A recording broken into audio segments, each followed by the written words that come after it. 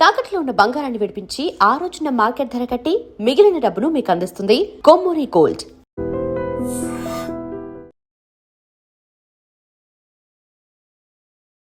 నమస్కారం, welcome to I dream.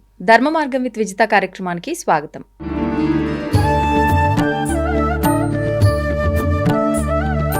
ప్రస్తుతం మనతో పాటు ఉన్నారు శ్రీ విద్యా ఉపాసకురాలు గీతా కుమార్ గారు. ఇప్పుడు వారితో మాట్లాడదాం.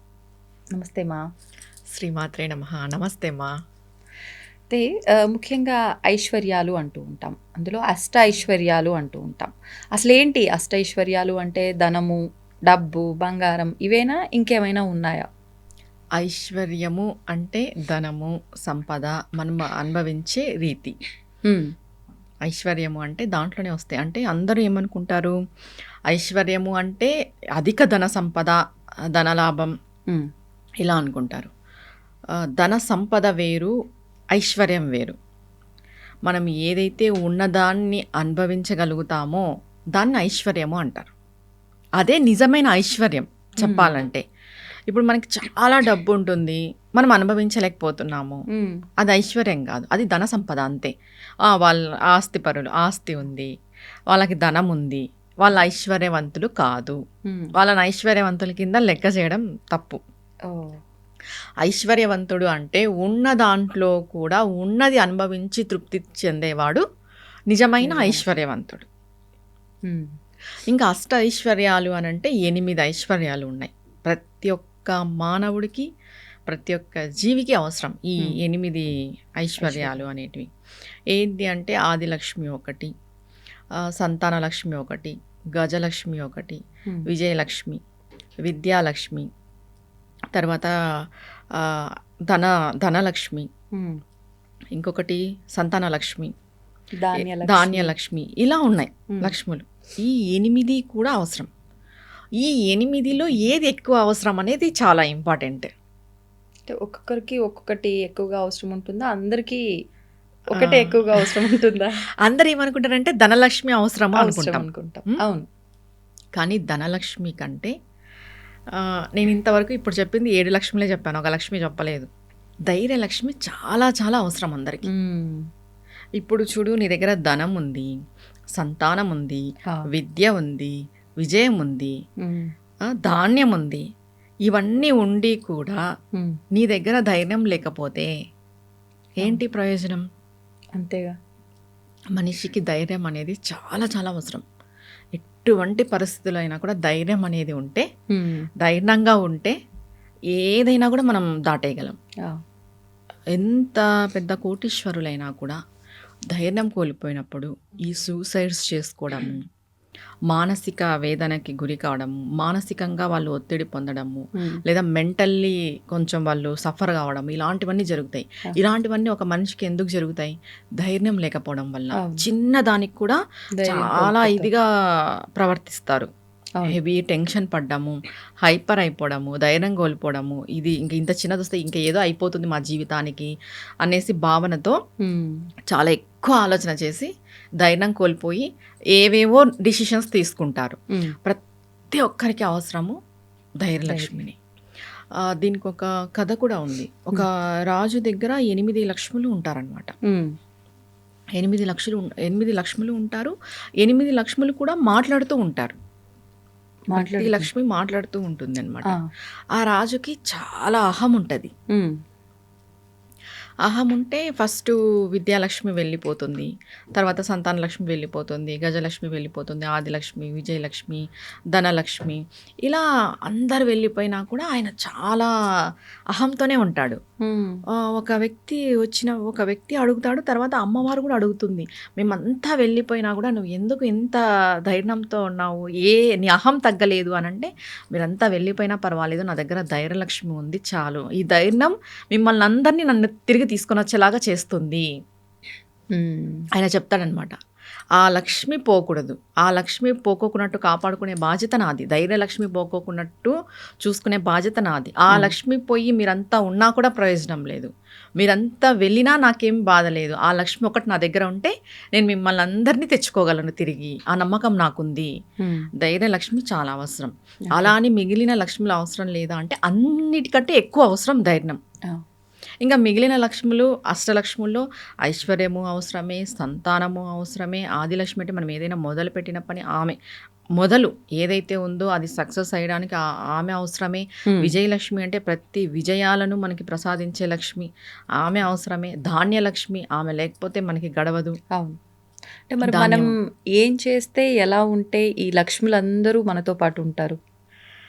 ఏం చేస్తే ఎలా చేస్తే అంటే ముందుగా మనం దైవారాధన ఇది మస్ట్.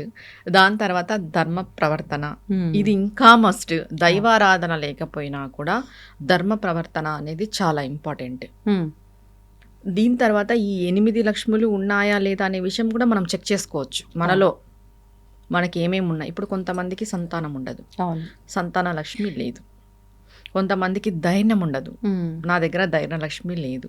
కొంతమందికి ధనం ఉండదు, నా దగ్గర ధనలక్ష్మి లేదు.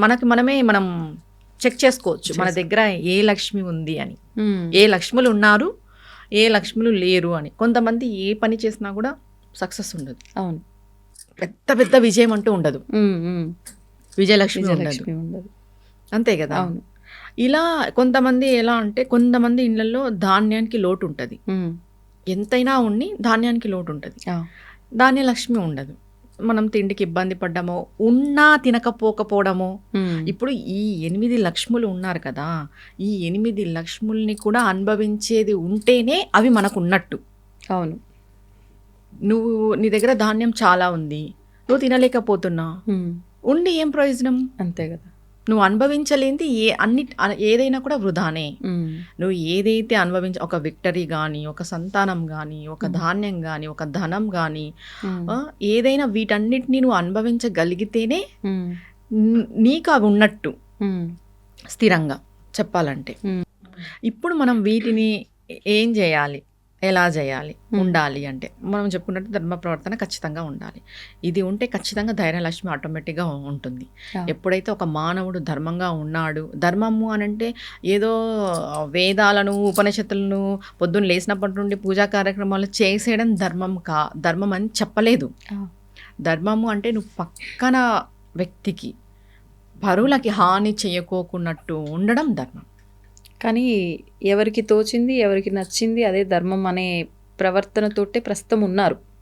కానీ నిజమైన ధర్మం అనేది ఎలా తెలుస్తుంది అంటారు? మరి నిజమైన ధర్మం అంటే నీ వల్ల ఒకరు బాధపడకూడదు, నీ వల్ల ఒకరు సఫర్ కాకూడదు.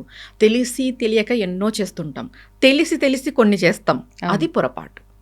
తర్వాత నువ్వు ఒక హిందువుగా పుట్టినావు, నువ్వు సనాతన ధర్మంలో ఉన్నావు. నేను హిందువుగా పుట్టి సనాతన ధర్మానికి నేను ఎలా ఉపయోగపడుతున్నాను అనేది ప్రతి ఒక్క హిందువు చెక్ చేసుకోవాలి. నువ్వు హిందువుగా పుట్టి ప్రయోజనం లేదు నువ్వు సనాతన ధర్మాన్ని పాటించకపోతే. ఏదో ధర్మం అంటే మనం ఎత్తుకొని మోసుకొని తిరిగేది, అదేదో బరువు బాధ్యత, అదేదో పెద్దది అన్నట్టు కాదు. మనం చేసే చిన్న చిన్న పనుల్లో కూడా ధర్మం అనేది ఉంటుంది. సరే, నువ్వు నిస్వార్థం లేకోకున్నట్టు దానం చేస్తావు, అది కూడా ధర్మమే. నువ్వు నిస్వార్థం లేకోకున్నట్టు ఎవరికైనా హెల్ప్ చేస్తావు, అది కూడా ధర్మమే. నువ్వు విద్యను పంచుతున్నావు, అది ధర్మమే. జ్ఞానాన్ని పంచుతున్నావు, అది ధర్మమే. నీ వల్ల ఒకరు బాగుపడుతున్నారు, నువ్వు చెప్పింది విని ఒకరు మంచి నడవడిలో నడుస్తున్నారు, అది కూడా ధర్మమే. ప్రతిదీ ధర్మం కిందే వస్తుంది. తప్పు చేయకూడదు. తెలిసి తెలియక చేసిన తప్పుల గురించి కాదు, తెలిసి చేసే తప్పులు కొన్ని ఉంటాయి. మనకు తెలుస్తుంది మనం చేస్తున్నది తప్పు అని కూడా, కానీ దాన్ని సమర్థించుకొని కూడా కొంతమంది మాట్లాడతారు. అవును, అది తప్పు. మనం చేసింది తప్పు అని తెలిసినా దాన్ని సమర్థించుకొని మాట్లాడి నేనే ధర్మంగా ఉన్నానని చాలా మంది నేను చూసాను, వితండవాదం చేసేవాళ్ళని. నిజం, అది తప్పు. అప్పుడు మనమే అంటే ఆపోజిట్ లో ఇంకా వేస్ట్ వాదించటము, మురుకులతో వాదించడం అనవసరం అనిపిస్తుంది. నిజంగా మురుకులతో వాదించకూడదు. నిజంగా అట్లాంటి సిచ్యువేషన్ లో వదిలేయడమే మంచిదా? ఇప్పుడు జ్ఞానితో అన్నా మనం వాదిస్తే మనకి జ్ఞానం వస్తుంది. ఒక జ్ఞానితో మనం వాదించినాము అంటే జ్ఞానం వస్తుంది. అజ్ఞానితో వాదిస్తే ఏమొస్తుంది? సమయం వృధా అవుతుంది. అంతే. ఇప్పుడు మూర్ఖుడు అని తెలిసిన తర్వాత వాదించకూడదు. నేనైతే వాదించకూడదని చెప్తాను. మన సమయం వృధా, తర్వాత మన మైండ్ కూడా అప్సెట్ అయిపోతుంది. అవునా కదా? వాదించడం అనవసరం. ఇప్పుడు ఈ 8 లక్ష్ములు మన దగ్గర ఉండాలి అని అంటే ధర్మ ప్రవర్తన అని చెప్పాం. తర్వాత ఆధ్యాత్మిక మార్గంలో ఉండి మనం నిత్యము పూజలు చేసుకోవడము, అమ్మవారి స్తోత్రాలను చేసుకోవడము. ఒక్కటే, ఏ లక్ష్మి ఉన్నా ఏ లక్ష్మి లేకపోయినా ధైర్యలక్ష్మిని ప్రసాదించమని ప్రతి ఒక్కరు అడగాలి. అడగడము అంటే ఏదైనా పరిహారాల జస్ట్ అమ్మవారిని అడిగితే సరిపోతుంది? అడగాలి. అమ్మ ఏ కష్టం వచ్చినా నిలబడగలిగే శక్తిని మాకివ్వు, ఏ కష్టం వచ్చినా తట్టుకునేగలిగే ధైర్యం మాకివ్వు అనే విషయం మనం ఖచ్చితంగా అడగాలి. ఇప్పుడు మనకు అష్టలక్ష్మి స్తోత్రాలు ఉన్నాయి, లక్ష్మీదేవి స్తోత్రాలు. ఆ అష్టలక్ష్మి స్తోత్రాలన్నీ ఒక్కొక్క అమ్మవారికి ఒక్కొక్క సంబంధించిన స్తోత్రం. మనము ఇప్పుడు ఏ లక్ష్మి అయితే మన దీన్ని ఒక ప్రయోగంగా చేయొచ్చు. ఎలా అంటే ఇప్పుడు 8 లక్ష్ములు ఉన్నాయి కదా, ఏ లక్ష్మి అయితే మన దగ్గర లేదో మనకు తెలుస్తుంది. ఫర్ ఎగ్జాంపుల్ ధైర్యలక్ష్మినే లేదనుకుందాం. ఈ ధైర్యలక్ష్మి స్తోత్రాన్ని ప్రతిరోజు 108 సార్లు ఇలా 40 రోజులు చేసుకోవడం వల్ల మనకు ఆటోమేటిక్గా కాన్ఫిడెన్స్ వచ్చేస్తుంది. ఇది ఓన్లీ ధైర్యలక్ష్మి స్తోత్రానికి ప్రయోగం కాదు, మిగిలిన 8 లక్ష్ములకి మన దగ్గర ధనం లేదు, ధనం కోసం 108 సార్లు అది శ్లోకం వస్తుంది కదా, శ్లోకం వస్తుంది, సపరేట్ శ్లోకం వస్తుంది, 4 లైన్లు వస్తుంది. ఆ శ్లోకంని 108 సార్లు చేయాలి 40 రోజులు. నీకు సంతానం లేదు, సంతాన లక్ష్మి స్తోత్రము 108 సార్లు చేయాలి ప్రతిరోజు, 40 రోజులు చేయాలి. సంకల్ప బలం గట్టిదై ఉండాలి, నమ్మకంతో చేయాలి. ఖచ్చితంగా ఈ 8 లక్ష్ముల స్తోత్రాన్ని ఫస్ట్ ఒకసారి చదివేయాలి, 8 లక్ష్ములని స్తుతించాలి. తర్వాత దానిలో ఒక్క స్తోత్రాన్ని, మనకి ఏదైతే ఏ లక్ష్మి అయితే మనకి కావాలో ఆ లక్ష్మీ స్తోత్రాన్ని ప్రతిరోజు 108 సార్లు ఇలా 40 రోజులు చేసుకోవాలి. ఖచ్చితంగా రిజల్ట్ ఉంటుంది. అది మనం బాగా ఎక్స్పీరియన్స్ కూడా చేస్తాము, ఖచ్చితంగా జరుగుతుంది. చేస్తూ అంటే ఎవరి నిత్యము ఆచరించే పనులు వాళ్ళు చేసుకోవచ్చా? ప్రత్యేకించి ఇది ఒక దీక్షలాగా చేయాలంటారా? దీక్షలాగా ఏం లేదమ్మా. ఇప్పుడు సంతాన లక్ష్మి కావాలనుకున్న వాళ్ళు బ్రహ్మచర్యం చెప్పలేము, అవునా కదా. దీక్ష ఏం లేదు, ఏ టైంకి అయితే చేస్తారో ఏ టైం డైలీ అదే టైంకే చేసుకోవచ్చు. మార్నింగ్ చేసుకుంటారా మార్నింగ్ చేసుకోండి, ఈవినింగ్ చేసుకుంటారా ఈవినింగ్ చేసుకోండి. ఖచ్చితంగా 40 రోజులు చేసుకోండి 108 సార్లు ఒక్క శ్లోకాన్ని. మనకు ఇప్పుడు అర్థమైపోతుంది మనకి ఏం లేదు మన దగ్గర అని. దాన్ని బట్టి అది మనం ఫిల్ చేసుకోవడానికి ఈ పరిహారం చేసుకుంటే ఖచ్చితంగా మంచి ఫలితం ఉంటుంది. ధన్యవాదాలు. నమస్తే అమ్మా. తవ్వండి, తవ్వుతున్న శివలింగం సరే దాన్ని అట్లా కప్పేసేయండి, చూపించదండి. కృష్ణ ఇస్ దేర్, మూర్తి పూజ కాదు, సాక్షాత్ బ్రజేంద్ర నందన భగవాన్ ఉన్నారు మూర్తిలో. ఏమీ ఆశించకుండా ఆరాధించే వాళ్ళు కూడా ఉన్నారా ప్రభుజీ? నిజమైన భక్తి అంటే మనకు తెలియదు కాబట్టి